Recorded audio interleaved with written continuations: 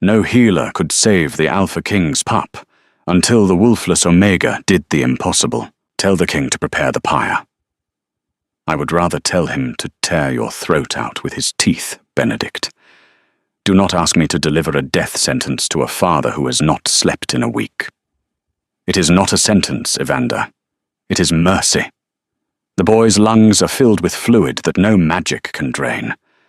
The moon goddess is calling the pup home. Who are we to bar the door? We are his guard. We hold the line, even against death. Then you hold the line against a ghost. The air dies tonight. Rain assaulted the high towers of Blackwood Citadel, hammering against the stone like the fists of a vengeful god. Inside, the atmosphere was suffocating, heavy with the metallic scent of ozone and the damp, sour smell of fear. Aveline moved through the servants' corridors like a shadow detached from its caster. In a kingdom ruled by shifting beasts and raw power, being wolfless was a curse that rendered her invisible. To the high-born wolves, she was nothing more than furniture, a peculiar genetic defect, an omega born without a wolf spirit, without a scent, and therefore without worth. But invisibility had its privileges. It allowed her to hear things she shouldn't. She balanced a silver tray of untouched venison broth, her knuckles white against the metal. The corridors were unusually empty of guards. They were all congregated near the royal wing, their golden armor dull in the flickering torchlight. Lord Benedict says it is a blood curse, a maid whispered, pressing herself into an alcove as Aveline passed, sent by the northern covens. Benedict says a lot of things when the king isn't listening, another servant muttered back, scrubbing a spot of soot from the floor. I heard the pup turned blue, like ice. Aveline's eyes narrowed, but she didn't slow her pace. Blue. Not the grey of death, but the blue of oxygen deprivation. She reached the heavy oak doors of the royal wing. This was as far as she was supposed to go. She was to hand the tray to the guard, bow her head, and retreat to the scullery to scrub pots until her fingers bled. That was the life of a wolfless, but the doors were slightly ajar. Through the gap, she saw him. Cedric Fairhaven, the Alpha King. He did not look like the monarch depicted in the tapestries in the great hall, imperious, golden-haired, and untouchable. He looked ruined. He sat in a chair beside the small canopy bed, his head in his hands. His shirt was unbuttoned at the collar, revealing the tense cords of his neck. Even from this distance, the sheer radiating power of his grief made the air ripple. It was a physical weight pressing against Aveline's chest. Beside him stood Benedict Silverthorn, the high healer, clad in robes of crushed velvet. Benedict was a man of sharp angles and soft words, a viper wrapped in silk. "Sire," Benedict purred, placing a hand on the king's shoulder. "The herbs from the east have failed. The chanting has failed. The pup's spirit is too weak to hold the shift. If he were a strong alpha..." "He is 5 years old." Cedric's voice was a low growl, vibrating through the floorboards. He didn't look up. "He is not supposed to be strong. He is supposed to be alive. Nature culls the weak, my king. It is the old way." Aveline felt a spike of cold rage in her gut. She knew that tone. It was the same tone the pack elders used when they looked at her, the dismissal of anything that didn't fit their mold of perfection. She looked at the child in the bed. The boy, Prince Silas, was small, his skin waxy and pale. But it was the sound of his breathing that stopped Aveline's heart. It wasn't the rattle of a curse. It was a whistle, high-pitched, mechanical. She had heard that sound before, years ago, in the lower villages where the wolves didn't go, where the humans lived and died by diseases the shifters ignored. She stepped forward. The movement was slight, but for an Alpha King on the edge of madness, it was a thunderclap. Cedric's head snapped up. His eyes were gold, burning with a feral intensity that usually sent grown warriors to their knees. "Who is there?" he barked. Evander Ravenhill, the captain of the guard, materialized from the shadows near the door, blocking Aveline's path. His hand went to the hilt of his sword. "Just a servant, sire. Bringing the broth. I will remove her."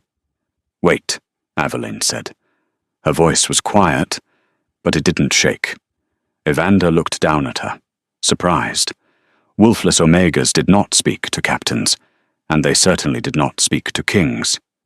"He isn't cursed," Aveline said, looking past the guard, locking eyes with the king.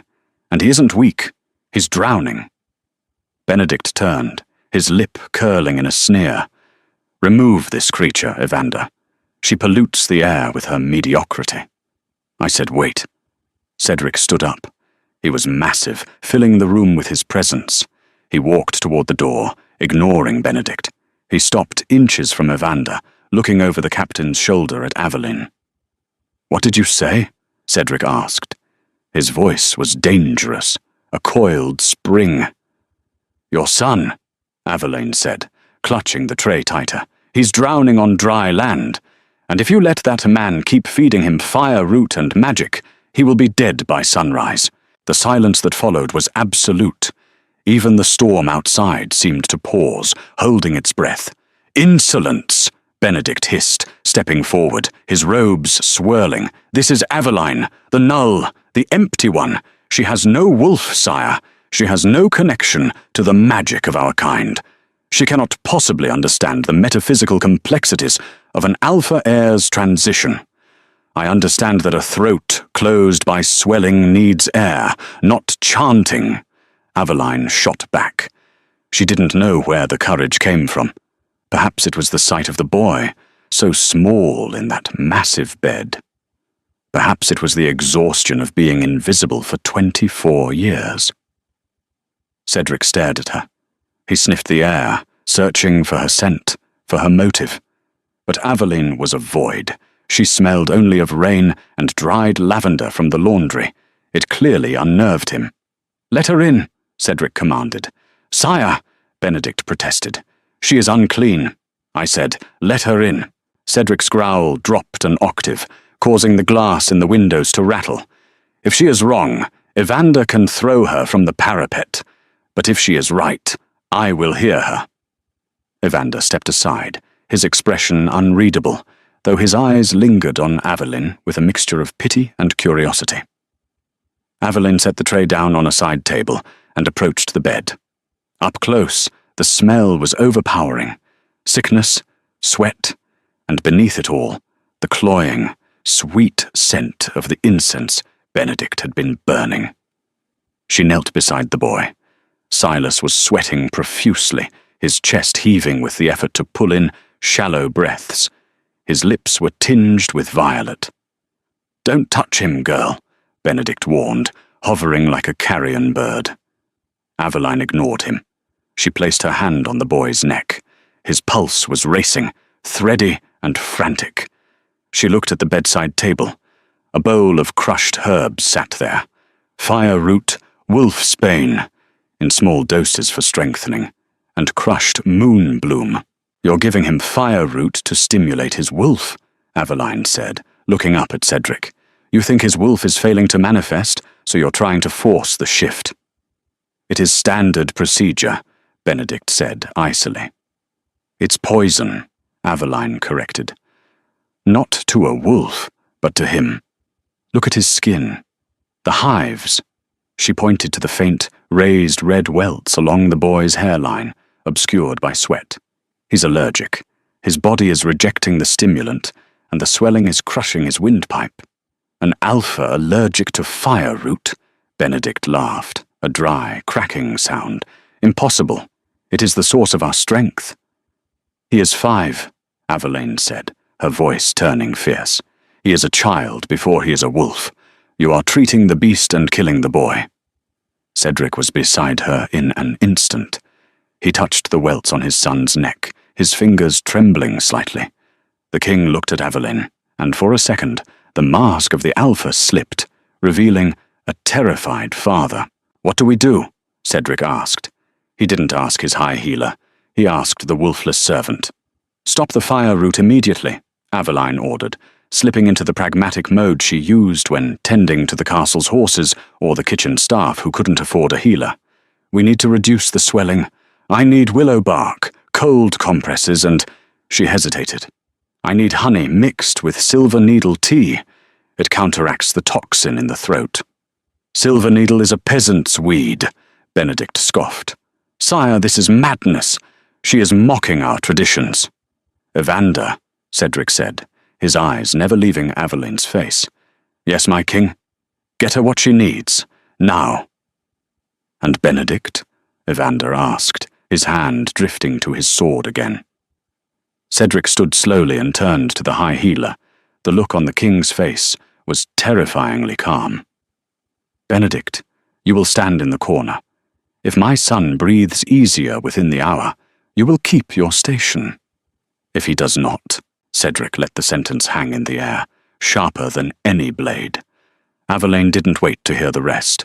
She was already rolling up her sleeves, her hands moving to the boy's burning forehead. She wasn't a healer, not by title. She was just a girl who watched the world while the world looked right through her. And right now, she was the only thing standing between the Alpha King's heart and the grave. 3 hours later, the silence in the room was different. It wasn't heavy anymore. It was fragile, like spun glass. Prince Silas was sleeping. The terrifying whistle in his breath had smoothed into a soft, rhythmic intake of air. The violet hue had faded from his lips, replaced by a healthy, albeit pale, pink. Aveline sat on the floor beside the bed, her back against the heavy velvet drapes. She was exhausted. Her hands, which had been steady while she worked, were now trembling with the adrenaline crash. Cedric stood by the fireplace, staring into the flames. He hadn't spoken in an hour.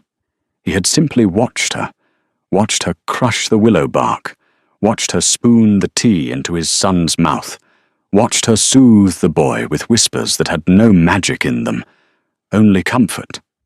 Benedict had been dismissed an hour ago, sent away with a glare from the king that promised a reckoning later.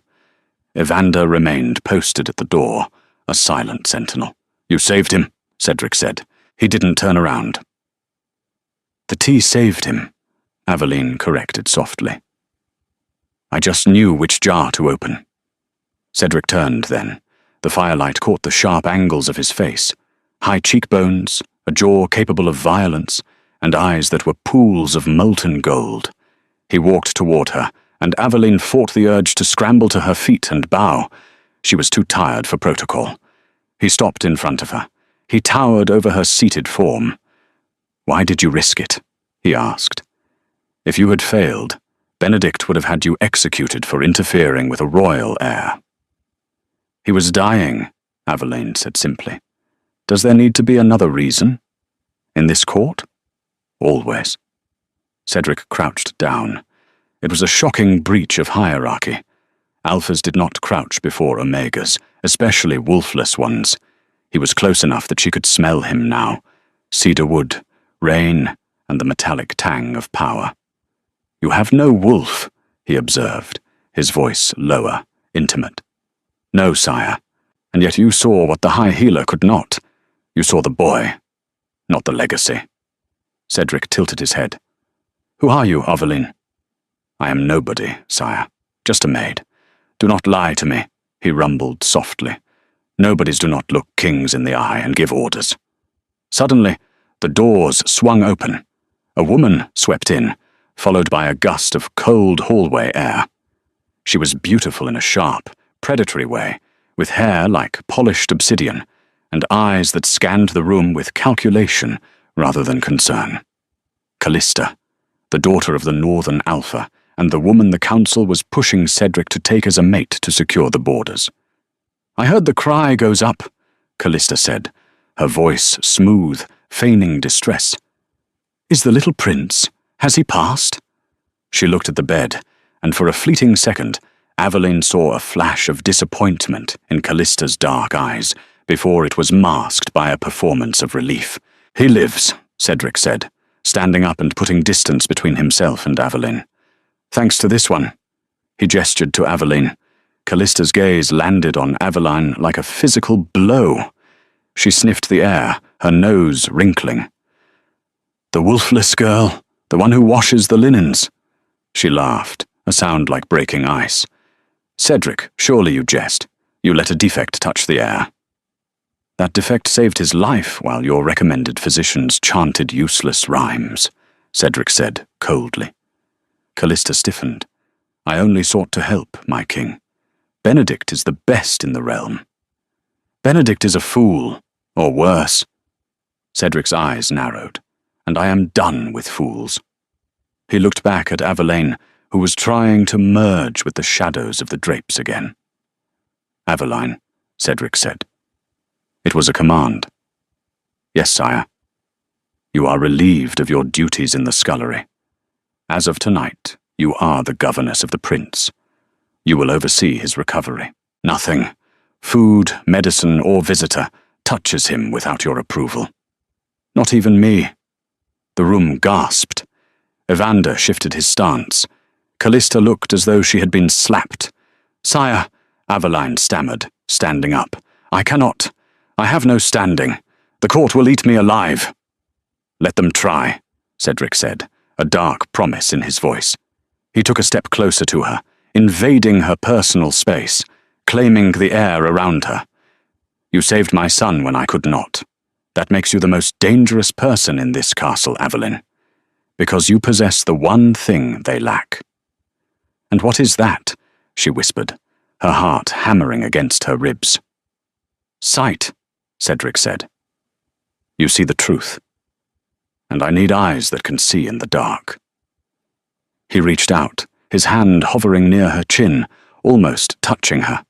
The air between them crackled, not with the instant snap of a mate bond, but with something slower, heavier. A curiosity. A challenge. "Do we have an agreement, Aveline?" She looked at Callista, whose face was twisted in a mask of beautiful hatred. She looked at Evander, who gave her a subtle, almost imperceptible nod. And then she looked at the boy sleeping peacefully in the bed. "I will keep him safe," Aveline said, "but I do it my way. No magic, no politics." "Your way," Cedric agreed. "But be warned, little Wolfless. You have stepped out of the shadows and into the sun, and the sun burns." Aveline held his gaze. "I've been burned before, my king. I don't break easily." Cedric's mouth quirked up at the corner, a ghost of a smile on a face that hadn't smiled in years. "We shall see." The royal wing was a fortress, but to Aveline it felt more like a cage made of gold and silk. 3 days had passed since she had been named governess, and the silence from the court was deafening. It was the calm before the hunt, a breathless suspension of reality, where every shadow seemed to lengthen, and every whisper in the corridor sounded like a threat.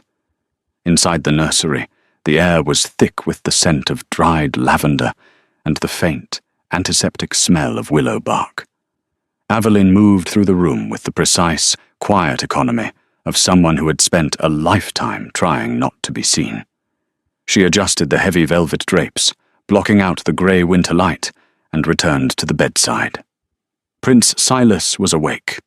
He was a quiet child, possessing his father's golden eyes, but none of the terrifying intensity that made the king so formidable.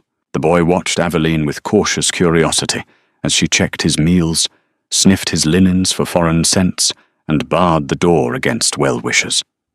She had become his gatekeeper, a barrier of flesh and bone between the air and a court that whispered of his demise. "My father says you have no wolf," Silas whispered on the 4th morning, clutching a velvet blanket to his chest. He was sitting up, the colour returning to his cheeks, though he still looked fragile, like a porcelain doll that had been cracked and glued back together. Aveline paused in her task of arranging fresh winter berries in a silver bowl. She selected each berry carefully, checking for soft spots, for punctures, for anything that didn't belong. "That is true, Your Highness." "Does it hurt?" he asked innocently, his head tilting to the side. Being empty? Aveline's heart gave a painful squeeze. The question was not cruel. It was merely a child trying to understand a world that defined existence by the beast within. "It is not empty, little one," she said softly, sitting on the edge of the mattress. "It is just quiet. While everyone else has a storm inside them, crashing and howling, I have a still lake. It helps me see things the storm hides." Silas considered this, his small brow furrowing. "The storm is loud," he admitted in a small voice. "Sometimes I hear the others, the guards. Their wolves are angry. It hurts my ears." "I know," Aveline soothed, smoothing his hair back. "That is why I am here. To be the quiet." The heavy oak doors creaked open, the sound echoing like a gunshot in the hushed room. Evander Ravenhill stood there, his face grim, his armor stained with the dust of the training yards. Behind him stood a procession of servants, their heads bowed, bearing wrapped gifts piled high on silver platters. "Tributes for the prince's recovery," Evander announced, though his hand rested uneasily on his sword hilt. His eyes darted around the room, checking the corners before settling on Aveline. "From the Lady Callista and the northern delegation. They insist that the prince receive them personally." Aveline stood up slowly, placing herself between the bed and the servants. Her posture shifted, losing the servant's slouch and gaining the rigid spine of a protector. "Leave them on the table. Do not approach the prince." The servants, sensing the shift in power, or perhaps smelling the lingering scent of the Alpha King on her clothes, obeyed quickly. They deposited the bundles and scurried out, as if the room were on fire. Evander remained, kicking the door shut with his heel. "You are making powerful enemies, Aveline," Evander murmured, walking over to watch her inspect the packages. "Callista is not used to being denied access. She claims she wants to comfort her future stepson. She has been weeping in the great hall, telling anyone who will listen that you are keeping a mother figure from a sick child." "She is not his mother," Aveline muttered, picking up a box wrapped in red silk. "And she wants to finish what nature failed to do." She unwrapped the silk. Inside sat a beautifully carved wooden wolf, painted in intricate northern designs of black and silver. It was a masterpiece of craftsmanship, heavy, expensive, and smelling of pine and fresh varnish. Its eyes were two small sapphires that seemed to glint with malice. It seemed harmless, a toy for a boy who would one day lead the pack. But Aveline didn't look at the artistry. She looked at the seams. She ran her fingers over the smooth wood, feeling for imperfections. Her fingertips, sensitive from years of scrubbing rough floors and mending delicate lace, grazed a microscopic ridge on the belly of the wooden wolf. A latch. "What is it?" Evander asked, his hand drifting to his weapon. "It's hollow," Aveline whispered. She didn't open it immediately. She brought the toy closer to her face, not to look, but to smell. Beneath the pine and varnish, there was something else. Sweet, cloying, like flowers left too long on a grave. She popped the latch open with her thumbnail. Inside wasn't a mechanism or a hidden jewel. It was a small, porous sachet filled with dried purple petals and a fine, glittering dust. "Potpourri?" Evander asked, confused. Aveline recoiled, her hand shaking as she set the wolf down on the table. "Nightshade," she hissed, mixed with crushed glass. Evander went pale, the color draining from his face until his scar stood out in stark relief. "It's a subtle dust," Aveline explained, her voice trembling with a mixture of rage and terror. "The mechanism is designed to puff it out when the toy is squeezed. If he played with this, if he hugged it while he slept, the dust would get on his hands. He would rub his eyes or put his fingers in his mouth. And the glass? Microscopic shards. They would cut the lining of his throat and stomach, ensuring the poison enters the bloodstream instantly. It would look like a relapse, a seizure, internal bleeding caused by the stress of the shift." Evander stared at the toy with horror. "It is a weapon." "Take it," Aveline said, looking up at him, her eyes hard. "Take it to the king. Show him what his peace offering from the north truly is." Evander reached for the wolf, then stopped. His hand hovered over the wood. "I cannot." "What do you mean you cannot?" Aveline snapped. "He nearly died." "If I take this to Cedric," Evander said, his voice dropping to a harsh whisper, "he will kill Callista. He will tear her apart in the Great Hall, and then the Northern Alpha, her father, will declare war. We are not ready for war, Aveline. Half our forces are in the south dealing with rogues. If we accuse the Northern Alpha's daughter of assassination without proof that she put it there, we doom the kingdom. She will claim a servant tampered with it. She will claim you planted it to frame her." Aveline looked at the deadly toy, then at the innocent boy watching them with wide, confused eyes. The realization hit her like a physical blow, knocking the wind from her lungs. The law could not protect them. The king's title could not protect them. Justice was a luxury for those who could afford a war. "So we do nothing?" she asked, her voice hollow. "We survive," Evander said grimly. "That is the victory." Aveline grabbed the wooden wolf. She walked to the fireplace, where a log burned low. "Then we burn it," she said cold, throwing the masterpiece into the flames. The wood hissed, the varnish bubbled, and the purple petals curled into ash. "And we tell Callista the prince loved it so much he slept with it. We tell her he held it all night. Let her wonder why he isn't dead. Let her wonder if he is immortal. Let her fear me." Evander looked at the wolfless girl, really looked at her. He saw the soot on her hands, the fire in her eyes, and the absolute refusal to bow to the inevitable. For the first time in his service, he bowed to her. It wasn't the shallow nod given to servants. It was the bow given to a warrior. "As you command, Governess." The winter solstice ball was mandatory. It was a display of power, a signal to the neighboring packs that the Fairhaven line was strong, that the air was recovering, and that the crown was unshakable. It was a lie wrapped in velvet, and everyone knew it. Cedric had insisted Aveline attend. "I need you watching the room," he had said earlier that evening, his voice leaving no room for argument as he paced the length of her small chamber. "Silas will be in the gallery with the guards, behind bulletproof glass. You will be by my side, or near enough to see what I cannot." Now, standing in the shadows of the great hall, Aveline felt exposed. She wore a gown of deep midnight blue, a color Cedric had chosen. It was simple compared to the elaborate, gem-encrusted dresses of the high-born she-wolves, but the silk clung to her frame, liquid and cool against her skin, making her feel both armored and naked. The neckline was modest, but the back plunged low, exposing the skin where a pack mark should have been, but wasn't.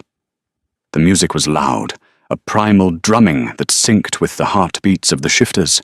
The air was thick, almost viscous, with pheromones, dominance, desire, aggression, musk. To a Wolfless it was overwhelming, a sensory assault that made her head swim.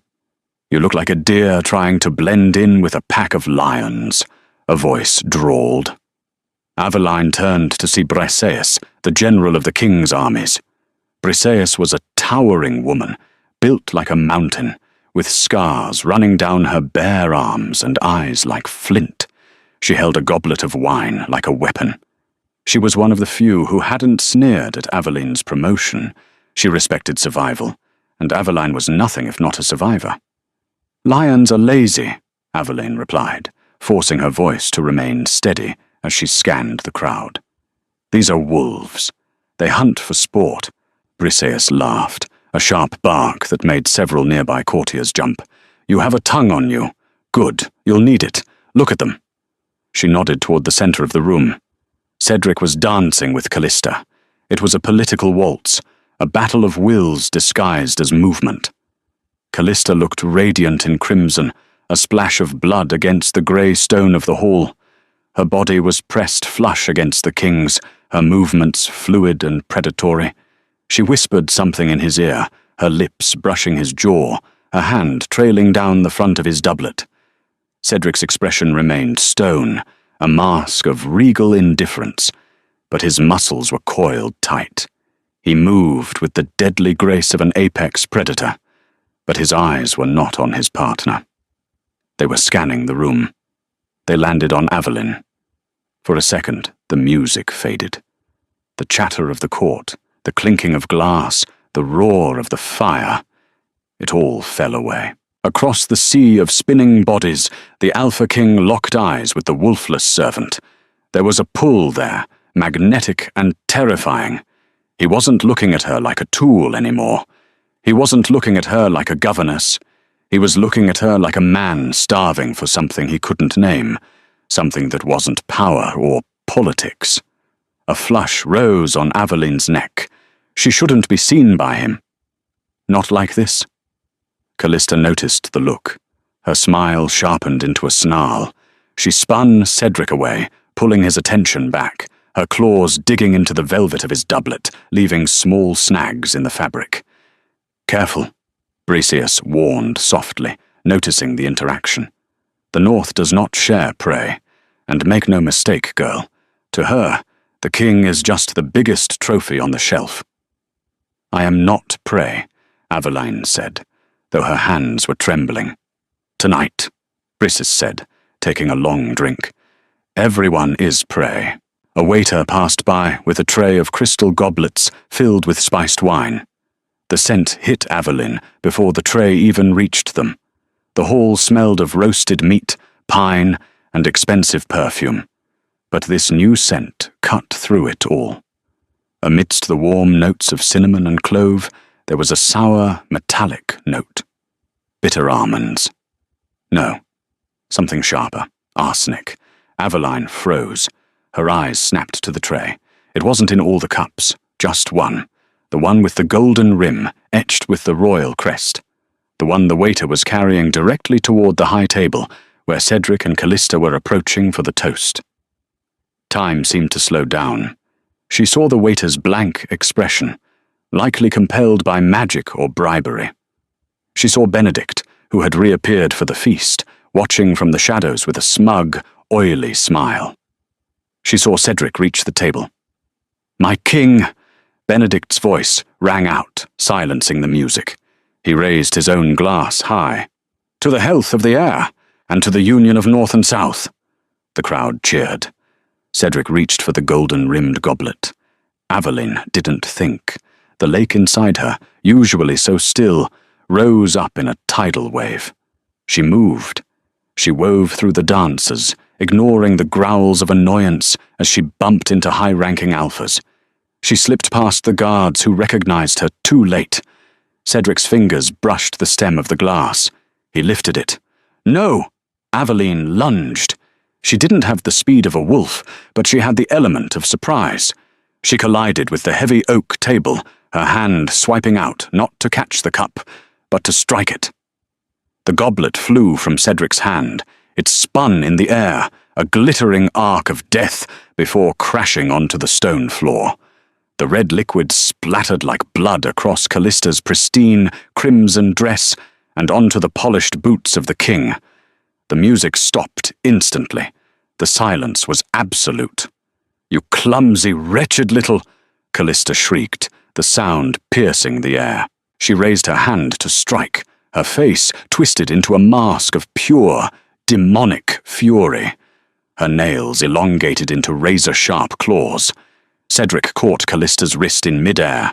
The sound of his growl was low, vibrating through the floorboards, shaking the banners on the walls. It was a sound that promised violence. "Do not," Cedric said, his voice a low rumble of absolute authority. "Touch her." "She ruined the toast," Callista spat, struggling against his grip, her eyes flashing red.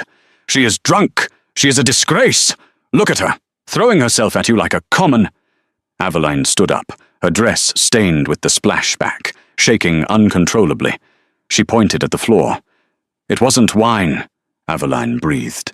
Her voice was a whisper, but in the dead silence of the hall, it carried to the rafters. "Look!" Everyone looked down. The puddle of wine on the floor was hissing. Bubbles rose from the stone as the liquid ate into the granite, releasing a foul, acrid smoke. The stone was turning black, dissolving under the potency of the acid. Cedric released Callista and looked at the floor. He stared at the spot where the liquid had eaten a hole in the rug. If he had drunk it, his throat, his stomach, his very insides would have liquefied in seconds. No healing factor could have saved him from that. He looked up. His eyes were entirely gold now, the wolf fully present at the surface. He looked at Benedict. The high healer was backing away, his face the color of ash, his eyes darting toward the exits. "Seize him," Cedric ordered. The command wasn't loud, but it was absolute. The fallout was chaotic. The ballroom erupted into pandemonium. Guards drew swords, northern delegates shouted in protest, and amidst the screaming crowd, Benedict had vanished, likely through a servant's passage, aided by those who wanted the king dead. The ball was over. The castle was on lockdown. Cedric found Aveline on the balcony of the royal wing an hour later. She was staring out at the snow-covered mountains, her arms wrapped around herself. The cold wind bit at her exposed skin, turning her breath into white plumes, but she didn't feel it. The adrenaline was fading, leaving her hollowed out and trembling. He didn't announce his presence. He didn't stomp or growl. He simply wrapped his own heavy, fur-lined cloak around her shoulders, engulfing her in his warmth and his scent. Cedar wood, rain, and the metallic tang of unspent fury. "You saved me," he said. His voice was rough, stripped of its royal polish. "Again, I have a habit of being in the way," Aveline replied, pulling the cloak tighter, burying her nose in the fur before she could stop herself. It smelled like safety. "You have a habit of being exactly where you are needed." Cedric turned her around to face him. His hands lingered on her shoulders, heavy and grounding. "They will come for you now, Aveline. Truly. The shadows are no longer safe. You humiliated Callista and exposed Benedict. You are a target. I know. I can send you away," Cedric said, the words sounding like they cost him physical pain to speak. He looked at her with an intensity that made her knees weak.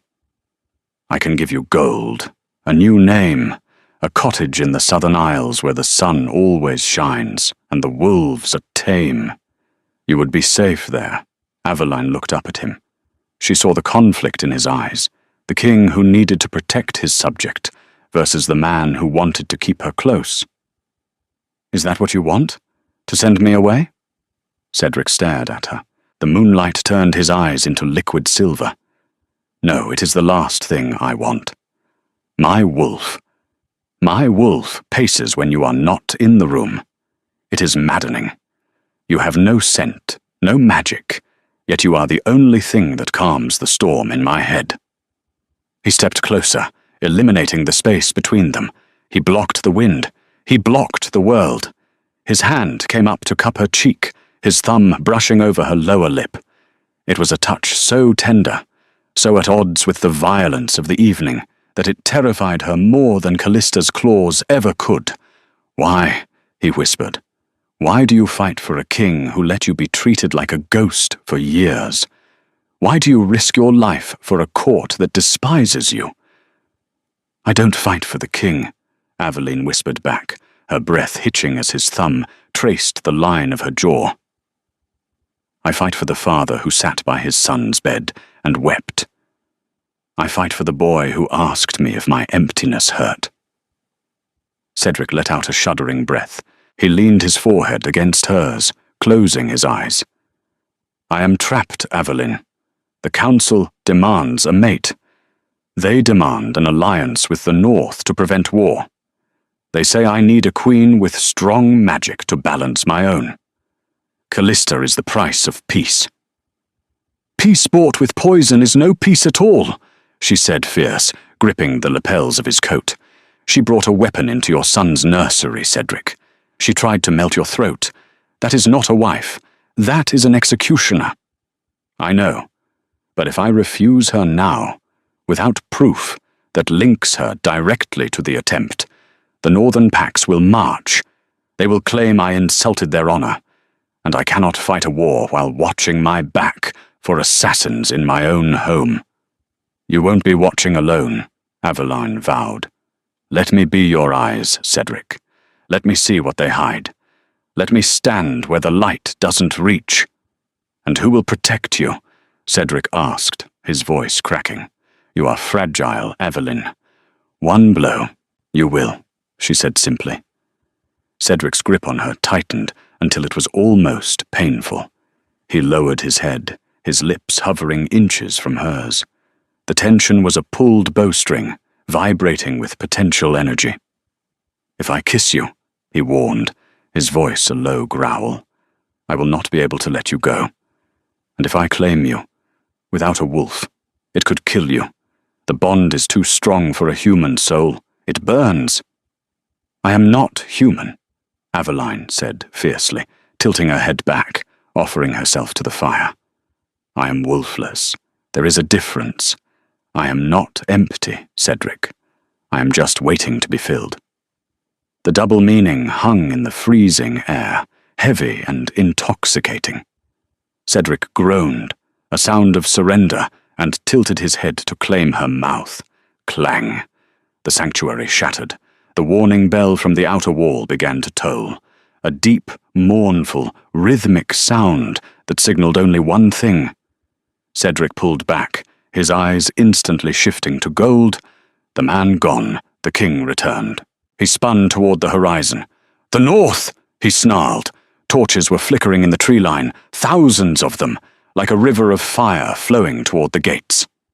They didn't wait for the marriage, Cedric said, his voice cold as the ice on the mountains. Benedict must have signaled them.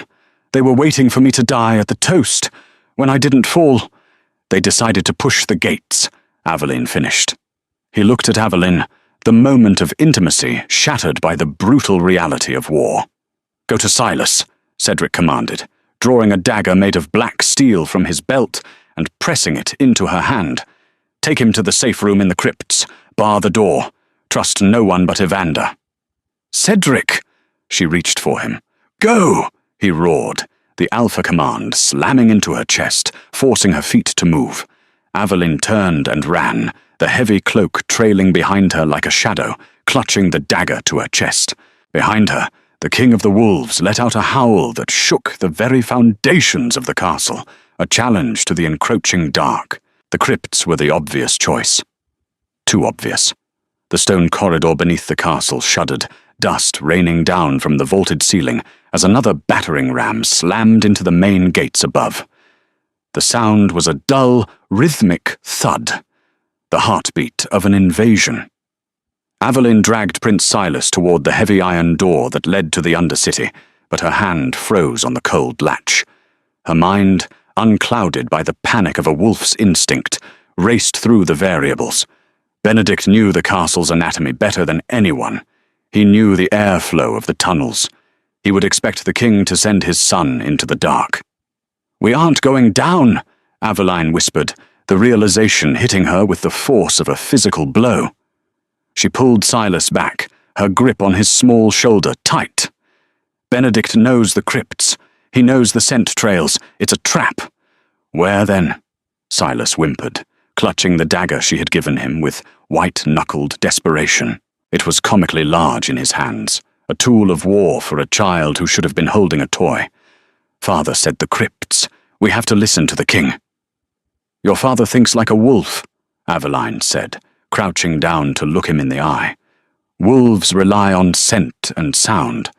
They hunt in the dark. We need to go where no wolf can stand to be. We need to go where the air screams. She looked up. Through an arrow-slit window, she saw it, spiraling into the stormy night sky, a jagged silhouette against the lightning. The great bell tower of Blackwood. It was an ancient, imposing structure of black granite, rarely visited because the resonance of the massive iron bells was known to be excruciating to the hypersensitive ears of shifters. "Up!" Aveline commanded, standing up. "Up!" Silas balked. But the storm. "Run!" They ran. They bypassed the heavy oak doors of the sanctuary and sprinted for the spiral staircase that hugged the tower's spine. The stairs were narrow, winding tight enough to make heads spin, slick with the damp of centuries. The climb was brutal. Aveline's lungs burned, her legs screaming in protest, but she didn't slow down. Below them, the sounds of battle grew louder.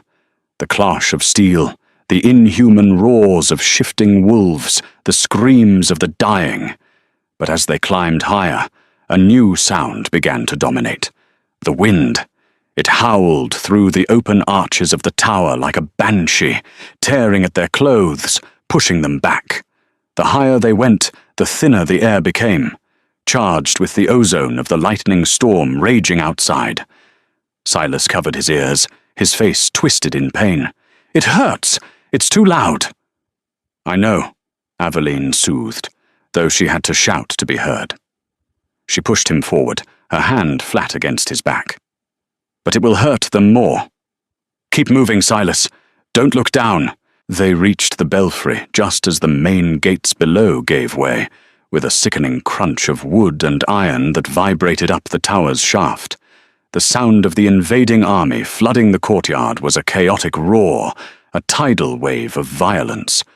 But up here, it was drowned out by the wind whipping around the massive bronze bells. The belfry was a cavernous open-air platform. 3 giants hung in the darkness, the mourner, the king's voice, and the largest of them all, the Titan.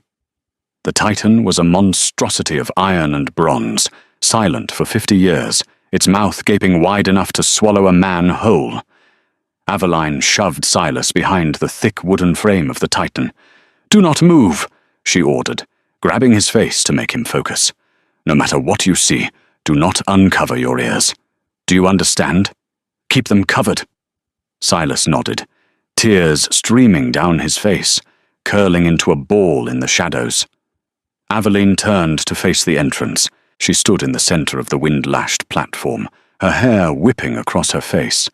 She didn't have a sword. She didn't have magic. She just had a theory and the desperate hope that biology was on her side. She didn't have to wait long. The heavy oak door to the belfry flew open, torn from its hinges with a splintering crash. It skidded across the stone floor, stopping inches from Orvalane's feet. Callista stood in the doorway. She was breathtaking in her violence. Her crimson gown was shredded to ribbons, revealing fitted leather armor beneath. Blood, bright and oxygenated, not her own, smeared her cheek and matted her obsidian hair. She was panting, her chest heaving, steam rising from her skin in the cold air. But it was her eyes that froze Aveline's blood. They were glowing, a luminescent, hateful red. "Clever!" Callista shouted over the wind, stepping onto the platform. She winced immediately, her ears flattening against her skull as a gust of wind whistled through the bronze arches, creating a high-pitched harmonic. "Hiding him in the headache box. I tracked his fear all the way up the stairs. It smells like sour milk." "Step back, Callista," Aveline warned. She stood unarmed, her hands loose at her sides, forcing her breathing to remain even. "Or what?" Callista sneered, stalking forward. Her fingers twitched, and with a sickening crack, her nails elongated into razor-sharp claws, dripping with gore. She scraped them against the stone floor, sending sparks flying. "You will scrub me to death? You will fold me like a bedsheet? You are nothing, Aveline. A genetic mistake. A blank page in a book of legends. You don't even have the grace to be afraid." "I am terrified," Aveline admitted, her voice steady, her eyes locked on the predator. "But I am not helpless." Callista lunged. She moved with a blur of speed that the human eye could barely track. But Aveline didn't try to dodge the wolf. She dodged the air. She dropped flat to the ground, rolling toward the center of the room, where the thick ropes of the bells dangled. Callista's claws raked the air where Aveline's throat had been a second before. The she-wolf spun around, snarling, but the wind was confusing her senses. The sheer altitude and the whistle of the air were disorienting her inner ear. "Stop running!" Callista screamed, leaping again. Aveline grabbed the heavy hemp rope of the Titan. She didn't have the strength to ring it properly. It took 3 men to sound the toll. But she didn't need to ring it. She just needed to wake it up. She threw her entire body weight against the clapper, swinging the heavy iron ball inside the bronze casing. Clang! It wasn't a sound. It was a physical blow. The Titan let out a metallic shriek that vibrated through the very marrow of their bones. Aveline gritted her teeth, the noise rattling her skull. But for Callista, it was agony. The she-wolf screamed, clamping her hands over her ears, falling to her knees. To a shifter, whose hearing was 10 times sharper than a human's, the sound was like a spike being driven into the brain. "Silas, stay down!" Aveline yelled, though she couldn't hear her own voice. She swung the clapper again, and again. Goong! Goong! The sound waves were visible in the dust, rippling the air. Callista was writhing on the floor, blood trickling from her nose and ears. Her wolf was panicking, trying to force the shift to escape the pain, but the sonic assault was scrambling her focus. She was trapped between forms, bones snapping and reforming, fur sprouting and receding. "Make it stop!" Callista wailed, clawing at the stone floor until her nails broke. "Surrender!" Aveline shouted, her own ears ringing, her vision blurring from the vibration. "Never!" Callista snarled. With a burst of desperate, maniacal strength, she forced herself to stand. She ignored the pain, ignored the bleeding ears, and charged. She hit Aveline hard. The impact knocked the wind out of Aveline. They tumbled across the stone floor, dangerously close to the open archway, and the 1,000-foot drop below. Callista's hands were around Aveline's throat, squeezing. "I will tear your throat out," Callista hissed, her eyes rolling back in her head. Aveline couldn't breathe. Black spots danced in her vision. She reached out blindly, her hand finding a loose iron pin from the bell's maintenance rig lying on the floor. She didn't stab Callista. She didn't have the angle. Instead, Aveline jammed the iron pin into the groove of the floor and leveraged her legs against Callista's stomach. "Fly!" Aveline choked out. She kicked. Unbalanced and disoriented by the noise, Callista flew backward. She flailed, her claws scraping for purchase on the wet stone. But there was nothing to grab. She went through the archway. There was no scream. The wind took it. Just the silent disappearance of the threat into the abyss of the night. Aveline collapsed, gasping for air, her throat bruised and burning. The Titan hummed above her, the vibrations slowly dying down, leaving a ringing silence that was almost louder than the noise. The dawn broke grey and cold, illuminating the smoke rising from the battlefield. Cedric found them an hour later. He limped up the stairs, his golden armor dented, his sword chipped. He expected to find bodies. He expected to find silence. What he found was his son, asleep in the corner, wrapped in a curtain, and Evelyn sitting against the wall beneath the massive bell, staring out at the sunrise. Her neck was purple with bruises, and her hands were raw from the rope. "Aveline," Cedric breathed, dropping his sword. She looked at him. Her hearing was still muffled, but she saw his lips move. She smiled weakly. "Did we win?" Cedric crossed the distance in 2 strides and fell to his knees before her. He didn't care about the dirt or the blood. He pulled her into his arms, burying his face in her hair. He was shaking, tremors of an alpha coming down from the rage of war. The Northern Army broke when Callista fell. Cedric murmured against her neck. They saw her fall from the tower. They thought the moon goddess herself had struck her down. He pulled back to look at her, his thumbs tracing the bruising on her throat with agonizing tenderness. "But it wasn't a goddess. It was you." "I just rang the bell," Aveline rasped, wincing as she swallowed. Wolves don't like loud noises. Cedric let out a sound that was half laugh, half sob. You fought an alpha princess with a bell. You are insane. I am wolfless, she corrected softly. I used what I had. You have everything, Cedric vowed. You have everything that matters. Later that day, the great hall was not filled with a celebration of war, but a gathering of witness.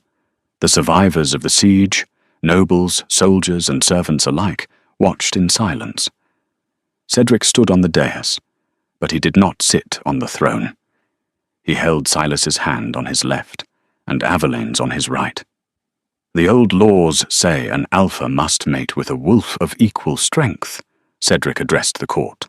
His voice was hoarse, but carried to every corner. They say a wolfless is broken, empty. He looked at Aveline. He raised her bruised hand, pressing a kiss to her knuckles in front of the entire assembly. We were wrong, Cedric declared. The wolf is flesh. Flesh bleeds. Flesh dies. But spirit... He looked around the room. Spirit is what climbs a tower when the world is burning. Spirit is what saves a king when he is blind. He turned to Aveline, pulling a ring from his own finger, the signet of the Alpha, heavy gold and ancient. I do not ask you to be my mate, for I cannot bite you, Cedric said softly, for her ears alone. I ask you to be my equal. I ask you to be the silence that quiets my storm. Will you take this burden? Will you take this king? Aveline looked at the ring, then at the man. She saw the fear in his eyes, not of war, but of losing her. It is not a burden, Aveline whispered, taking the ring.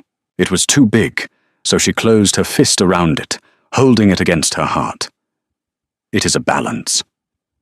Cedric smiled, and the sun seemed to break through the high windows, bathing them in light. He leaned down and kissed her, not a claiming, but a surrender. And for the first time in the history of the 7 Packs, the court did not bow to a power they feared. They bowed to a woman who had saved them without lifting a sword. Aveline's story is a testament that we are not defined by what we lack, but by how we use what we have. In a world of noise and fury, she found strength in silence and strategy. She proved that you don't need claws to fight your demons, and you don't need magic to perform a miracle. Sometimes, the most powerful thing you can be is simply, unapologetically, yourself. If this story of the wolfless queen resonated with you, and if you believe that love is the strongest magic of all, please like, share, and subscribe to join our pack. The moon shines for us all, wolf or not.